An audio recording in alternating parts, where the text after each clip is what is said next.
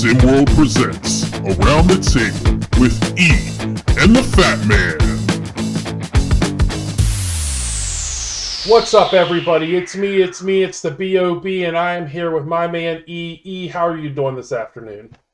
I am enjoying my weekend, and hopefully you are too, Bob. Hopefully you've been watching a lot of the SimWorld signings, getting excited about that. Oh, yeah. Got a couple of players that we finally got some players in here, and they've That's been right. pretty active. We got our first little feud going. We do. I blame Coach Javin Storm for that one. Oh, I don't blame him. I give him the credit. I want more feuds. I want more rivalries. Keep it coming. Antagonize each other. Do it. Well, this is Around the Table. This is where me and E talk about anything and everything sports related. Today, we're going to focus on the college hoops season that just started. Just underway. Excited, too, to have college hoops back. Getting some games on TV. Just kicking off here. But I'm excited. Big college hoops fan myself. Oh, yeah, and we got a couple of SimWorld players who are just starting their freshman year. Some really, really, really great players. I think probably the best of them all. I guess it's arguable. It was debatable last season. But in my opinion, the best CKC. Starting at Maryland. They were middle of the road. They were actually bottom of the road for the Big Ten last season. But I think CKC is really, really going to put them over the top. He was just that kind of player. He took Run DMV and put him on his back and carried them for the majority of the season. And I think I think he can do the same for Maryland. That's a great point, Bob. I was thinking about that too. There are some comparisons between Maryland and the team that was known as the DC Stars last year, now known as Run DMV. There wasn't necessarily a load of talent on that squad. A few players, even Khalil Erickson, coming back to SimWorld, although not to Run DMV this year. So it wasn't like he was entirely alone out there, but hey, let's face it, CKC did really do it all by himself most nights. It's going to be a little bit harder stepping up to Division I big boy college basketball, to the Big Ten, one of the best conferences for hoops in the country. But I certainly expect him to be a star. What I will say this much is I don't know if Maryland's going to be a national championship candidate, but with a player of that ability, if they don't get back at least to the NCAA tournament, I would be disappointed both in him and in the Terps overall. Oh, yeah, I definitely think that they're at least I think they can get maybe past the first round, but I'm not expecting them to make any kind of run, but you never know. You always have teams. There's a team you'll talk about, I'm assuming, a little bit later, who I think could make a little bit of a Cinderella run because of their one-star player. But, are there any other teams that you can think of right now? Oh, boy. In terms of teams that can make a run like that, just due to one player? No, not necessarily. I can't think of a good example of that, Bob, but maybe this is a good transition point to take it to somebody I did want to talk about. Keep it in the Big Ten, however, and that is Donald Ifedi. If you were watching SimWorld last year, you're going to for sure remember Ifedi. A kid who could both, get to the rim, about 6'4", 6'5", 200 and 220 pounds or so. Was the leading scorer for the squad known as Midwest Select, now known as Heartland this year. But has the ability to create his own shot. Like I said, attack the rim, and he's a great athlete. I'm expecting big things out of Ifedi for the Golden Gophers, and he's a Minneapolis kid, so he's staying in state. Something I think, look, Lorenzo Robinson, his Midwest Select teammate, also going to Minnesota. Ifedi was a lot more heralded, and I understand why. But Lorenzo Robinson, really solid player too, 5'11" point guard, but can also create his own shot. Ifedi averaged 15.4 per game in SimWorld last year, but Lorenzo was right behind him at 14.1, while also handing out 5.3 assists. I think those two are going to star up there in the frozen north of Minnesota. And unlike, some of the questions I think around Maryland, they do have a new coach, Ben Johnson, who's actually a Minnesota guy. He played there. He was an assistant there before even. This is his first head coaching stint. So there's a little bit of questions around that up there, but hey, you've got two really good kids coming in there, I think, in Affetti and Robinson, and I've got really high hopes for them. That's another case where, well, that team better be making it to the NCAA tournament, or once again, I got some questions about the program and even about Affetti and Robinson. I know they're just 18 years old. I know they're just freshmen, but that's what it's all about in college hoops these days. These young kids getting it done. Oh, yeah. And, something I didn't really think about until you had mentioned going to another Big Ten team. A lot of the stars in SimWorld seem to stick around into the Big Ten. I know SJO, Penn State. I didn't even think about that. Like, all the stars, it just seems like they kind of wanted to, except one, and we'll talk about him in a second.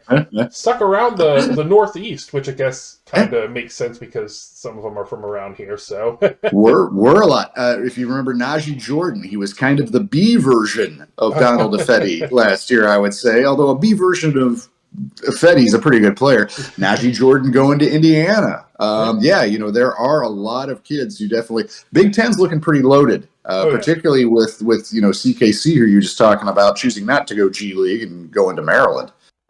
Oh yeah, for sure. But to talk about the big name that didn't stick around in the Big Ten. Oh yeah, yeah, sure. Jamison Johnson.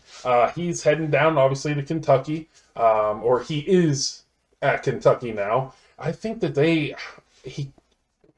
if they don't make, and I feel like this is every year, if they don't make the national championship game, the season was a disappointment. They have so much talent on that team, and to add 2 stars, because JJ's not the only one there. We also have Golden Tate, who was another one of the SimWorld stars last season. Hold on, you mean Glory Tate, not his cousin Golden. Not his cousin wide receiver Golden Tate. That's right. Glory Tate. It is a little confusing. No, my bad. Thank you for correcting me. Kentucky reloads every year. You got Oscar T down there. He's actually got some injuries he's battling, but Oscar Sheboy, last year's Player of the Year. Calipari, that's all he ever does. Oh, yeah. There in Lexington is reload and certainly bringing the talent back in this year. Jamison Johnson, interesting thing with him, I mean, the money's just too much. You have to think he's a one-and-done player, and he's off to the NBA. But we'll see. Oscar T could have come out last year too, and he didn't. So it'd be fun to get some college JJ for at least a couple years, but we may only have 1 year, so let's enjoy it while we have it, I think, too. Well, those are some big time conferences and some big time schools, SEC and Kentucky, kind of rounding out your listing there, Bob. But I will end it on a big SimWorld name who went to a little bit of a smaller school. Again, if you were with us last year, you're going to remember Chance Milton Jones of the New York Stars, now known as Gotham 5, G5. At the start of the year, CMJ, as he became to be known, not on anybody's radar, really, not even in the rankings. And first, it was his teammate Stephen Johnson Odom, who everybody thought was going to be the unheralded breakout star. And then it's, wait a minute, they have another, they have another diamond in the rough here in New York too, Coach Velarde. So CMJ averaged a double-double last year in SimWorld, only 6'8", but he is an athlete, good defender, good rim protector. Be interesting seeing him going to Richmond. Now, again, Richmond Spiders, not necessarily a team most average fans know inside and out. But look, these guys did make the tournament last year, actually knocked off Iowa in the tournament, advanced to the second round. So it's not like they're a program which is devoid of talent. That said, CMJ, I think he's not a CKC. He's not a King Cross, right? He's not going to take this program and suddenly they're a Sweet 16 bound squad. And I don't think he's going to step up quite on that level to be able to do that. But I do expect him to make his presence known. I do think that he has a good shot at coming out, becoming NBA bound out of Richmond. Put in 2 or 3 seasons here. And look, it's not. He won't be the first NBA player to go from Richmond to the pros. Johnny Newman, back in the 80s and 90s, fairly big player, fairly big name at the time, maybe best well known, but probably a dozen or so guys from Richmond have gone there. I think CMJ will be fine there, and I think he's going to make the leap too. Oh, for sure. And I believe that, and this is just because of my bias towards bigs, I believe that he could elevate them to a potential Sweet 16. I'm going to Richmond for national championship, baby. Hey, I wouldn't mind seeing it. I wouldn't mind seeing it. Well, Bob, I know you may temporarily be a Richmond fan now with at least until CMJ's done there. But who is your actual favorite college basketball team? Nah, just like football, it's Penn State. I've always been a Penn State fan, and it's one of those situations where how do I continue to be a Penn State basketball fan? Yeah, it's not it's not a bandwagon you jumped on Yeah, there. it's like No. there's no bandwagon, there's no national championships, there's one Final Four appearance, but I love Penn State. Always love Penn State. Always gonna love Penn State, and they'll always be my number one. What about you? Well, let's keep it in the Big Ten, Bob. And actually, if people have been listening to me covering games, maybe even some of our around the table casts here, it's probably come up before. I am a true Indiana Hoosiers fan. My dad went to school at IU. He grew up in Indiana. It was the one sports love of his that got passed on to me. Ironically, the others didn't. He was actually a Washington Redskins fan his entire life, and I became a Cowboys fan, possibly just to spite him. But with Indiana and the Hoosiers, definitely got into my blood. I've been out to see them play. Well, I've seen them play in Bloomington, but I've seen them play in many other places and occasions. I grew up with Bob Knight as the coach of the team. I remember the 1987 national championship very well, and then later on, actually, right after Knight got fired with Jared Jeffries in the team, we got beat by Maryland before they were in the Big Ten in a national championship game. I remember that one well. As I'm giving you lots of detail there, you can see. But no, I bleed crimson and cream. I'm a Hoosier through and through.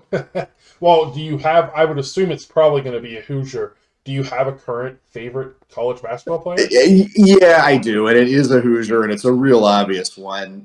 Guys like this only come around every now and then. If you're a college basketball fan, you have probably heard the name Tracy Jackson Davis. He is Indiana's star man, about a 6'9", 6'10" forward, and this is his what is it? His 8th or 9th season in Bloomington, something like that. I mean, I actually think it might just be his 4th, maybe a 5th with the COVID year. I don't know. It seems like it's been forever because literally after his first year, I'm not saying he would have been a high draft pick. He probably would have gone second round, but he could have left the program at any time, and he didn't. And it hasn't been, all sunshine and rainbows in Bloomington for the past few years either. Tom Crean left town. We had Archie Miller. That didn't work out. Now we've got boy, we're getting people's names right now. I almost said Charles Woodson, and I mean Mike Woodson, of course, our coach. No relation to Charles Woodson that I know of. But Mike Woodson, former Indiana player, longtime NBA player and coach. But it seems like things are really rolling with the program now. I hope so for Tracy's sake. He deserves it. He already is an Indiana legend for sticking around like he has. TJD, Tracy Jackson Davis. Now, this is going to be interesting for you, Bob, because I could say the same thing. Like, your favorite player is currently probably going to be a Penn State guy, a Nittany Lion too, but who would that be? So I have 2. I mean, technically I have 3, but it is okay. They are all Penn State. Wow. Miles Dredd, Seth Lundy, and I'm trying to think of Jalen Pickett. Okay. For me, Jalen Pickett was a transfer a couple seasons ago from Siena. I say a couple seasons. Last season he came in. He came in. He was immediately impactful. He's still impactful. Great to have him. A big thing for me is people sticking with their team through ups and downs. And Miles Dredd and Seth Lundy have done that since their freshman year. I mean, that we had a big exodus last season where a bunch of players left, and I understand why. I have nothing against any of the players that left. We lost our coach. We had an interim coach. They wanted that interim coach. We didn't keep the interim coach, signed another coach. So 3 coaching changes over a 3-year period. After the second one, the players were some of them were just done. And they wanted the first coach that was fired, Pat Chambers. They didn't want him to be fired. But the team, I mean, he stepped down, but it was one of those, it was one of those, can you resign or we're going to fire you types of situations. So mine's more on a personal level with those two, with Lundy and Dredd. They stuck around. They stuck around. I think they both might be super seniors. I was going to say redshirt. Yeah. I think they're both super seniors. I think they both took advantage. I'm terrible with math, but I think they both came in 18. Pretty much, Penn State really isn't Penn State. What they truly are is Roman Catholic. I'll say you can go through our roster. It's probably 99% Roman Catholic out of Philly, but no, it's them. It's just they've stuck around. I believe that they both used the COVID year rather than a redshirt year. They used the COVID year, so I guess technically they might be able to come back for one more. Do it. Yeah, I mean, yeah. I think you can get 6 years nowadays in the current environment. Well, that's your current favorite. So, how about all time, anytime? Before you were born, when you were a kid, maybe even one of these guys now. Favorite player all time? I mean, it's still at the college level. Yeah, let's be clear for folks. At the college level, yeah. Still gonna stick with Penn State. Even though we've had an NIT championship. That is our shining glory, an NIT championship. Well, so we always have a player who it's like, man, I feel bad for him because he was really, really good, but he played for us. What could he have done? We've had a couple of them. For me, Tim Frazier, Taylor Battle, Tony Carr, DJ Newbill. Those are the 3. Or the 4. Lamar Stevens. I think he's doing. I think he's with the Cavs right now, or at least he was. Those 5. I think it was 5. But I just Penn State. They were stars for us. They stuck through everything with us. They didn't have to come to Penn State. Nobody has to come to Penn State. Who comes to Penn State for basketball? Well, those guys you threw out there, that'd be probably a pretty nice, core of a team put together. And you didn't even talk about who I remember best in a way with Penn State basketball, which is John Amici.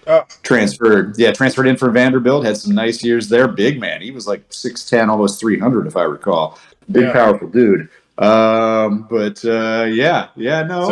that's a so you didn't like Dick pretty Muma? Good list. You didn't like Dick Muma? Put him behind Amici. Put it that way. But what about you? So I gave you about the entire history of Penn State. Best players ever. I'll make my section shorter, but thematically similar. I can't get off the Hoosiers. I love my Hoosiers too much, and I in many ways in my life, I try to be the guy who's not a back in my day guy. Like I like going to concerts, but seeing bands that their heyday wasn't 20 years ago. I like to kind of stay current with things as much as possible. But that said, if I'm talking about my all-time favorite college player, we got to take it back to the last time Indiana won a national championship, and back to when I was still just a kid in the 1980s. Steve Alford, current college coach, but back in the day, I mean, he was famous for just being a great spot-up shooter. Perfect, had a perfect stroke, was incredibly accurate from deep. Also had hair that somehow didn't move the entire game. No matter how much he would sweat, get knocked out or whatever, that hair would stay perfectly in place. But look, to this day, I still, on the rarer occasions I'm playing basketball, I still go to the free throw line and shoot the way that I saw Steve Alford shoot from 83 to 87. Touch shoes, touch socks. Oh my God! Touch shoes, touch socks, three dribbles, and shoot. Every time you get that little rhythm right there, and it helps. So Steve Alford, Indiana legend, has to be my favorite all-time college player. Let's move on to one more thing with our college memory lane trip here, Bob. So you talked about that Penn State NIT championship, and look, hey, a banner's a banner. So I'm not gonna give you a hard time about that. But do you have a favorite college basketball moment or memory? Maybe you were at a game, maybe you were just watching on TV, but like, what's the biggest thing that kind of stuck with you in a college basketball way? The NIT championship. Is that I don't have anything else to go on. The NIT championship, it was arguably our best season ever. I mean, with the NIT championship, we end up with 26 wins that season. It was a great year for everybody. There is one, it's not necessarily a good one it's not that it's not Penn State, and I have never been able to. I can remember the kid at the free throw line very vividly. I'm pretty sure it was Xavier, but the kid went up to the free throw line. He had 3 free throws, chance to tie the game and win the game, and he missed all 3 free throws. And I cannot, for the life of me, I will never forget it, but I cannot remember who it was. I'm not even 100% sure that it was Xavier, but it's just in my mind it was Xavier. That's just, I felt so bad for him, and I was young when it happened, but I remember listening to interviews later on in life about just how they tried to keep his spirits up and everything. But I think it was in the tournament too. It was such one of those like heartbreaking moments that you just will never forget in sports. Yeah. Yep. Well, all right. That's a good memory to share. Well, let me do 2 things. First, I'll do a quick homer one, and 1987. But look, Indiana beat Syracuse that year in very dramatic fashion. Yeah. This may ring a bell for some folks, but we won 73-72 on a last-second jumper that Keith Smart put in. Again, I remember it perfectly well. Alford fed the ball down in to Daryl Thomas on the blocks, but who was down there? Derek Coleman and Ronnie Cycli. Too much size. So he kicked it back out, and Smart elevated from about 18 feet and put the shot in, and we won our national title. But another thing I have to admit sticks with me, I remember where I was, which was over at a friend of mine's house.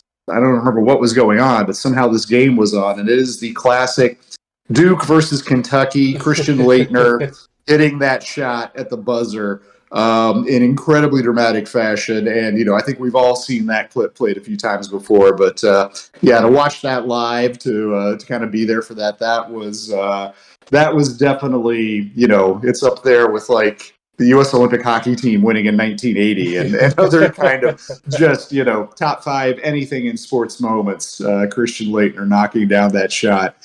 Definitely unforgettable. Oh, yeah. Well, Bob, I've enjoyed going down, talking about some of the ghosts of college basketball past here with you, but I think we should remind our listeners that the future is also bright for the college game. The future is now. And that includes for SimWorld and SimWorld players and potentially SimWorld virtual users. We've got some coaches in our game. We are getting some players who are coming in and want to remind both of them, actually. Players, hey, if you're joining our game, soon coming out in the future, you'll be able to compete in college basketball through SimWorld yourself, which is exciting. And for coaches as well, some of our coaches starting to make a name for themselves. Maybe they're going to move on to the college ranks here in another season or two. So that'll be exciting. We also have a lot of 17-year-olds playing their last year of SimWorld this season. Yep. And guys like, Brian Webb, Lace Darius Outlaw. Going to be a lot of fun watching where they get recruited by, where they might go, or hey, maybe they'll just head off and get that money in the G League. But it'll be exciting. It'll be exciting and fun to watch that all play out. Oh yeah, don't forget. I mean, if you guys are listening and you aren't signed up, head over to the SimWorld NBA Discord, SimWorld YouTube. Watch some of our pickup games that are going on right now. But fill out that application as a player or a coach. Join in on the fun. No other experience like it. Be here. Yep. Be here now before it's huge. That's right. Get in on the ground. But ground floor opportunity. Ground floor. But yeah, I always appreciate you, Eric. Always appreciate doing this with you. I'm glad that we can continue to do it every single week. But, me too. A lot of fun, Bob. But thank you everybody for listening. Hope you guys have a good rest of your day. Later, folks.